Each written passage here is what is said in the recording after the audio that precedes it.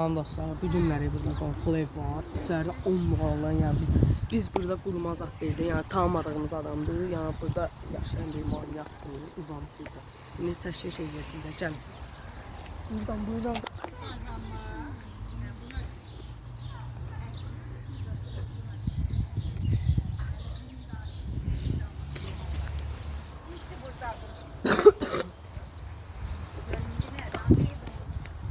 Dostlar, Gördüğünüz üzerinde bilmirik yetimdir yoksa buradaki vahiməli evden çıxıb.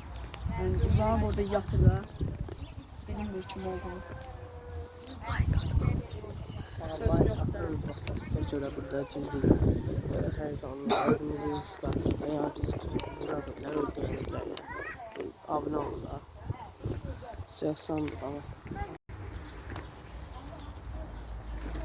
Dostlar, indi 10 dolarla batalmır eləməni giririk içəri. Çox baş eləsə bizcidir.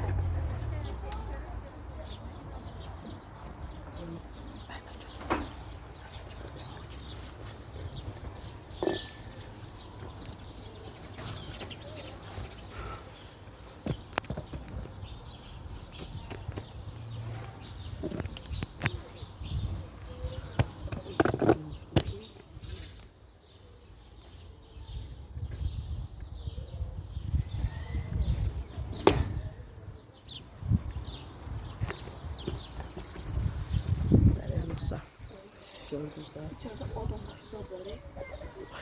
Allah dostlar al.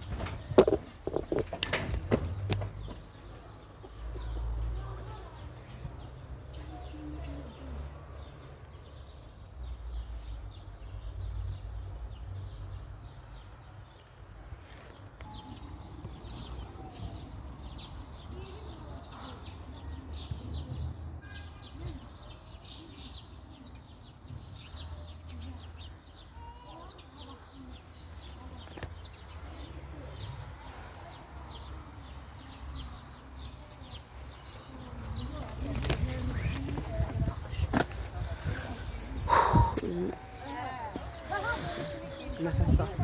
Gördünüz de içibeliyip. Ya bir daha özüm bak.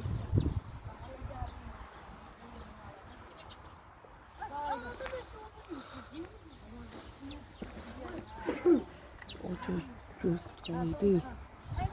O yüzden kaçmıştı bir tarafından. Yani şu burada kaldı. Şu nefes atmadı. Sonra ve mahkeminde size görüş çıkarttık özümüzü.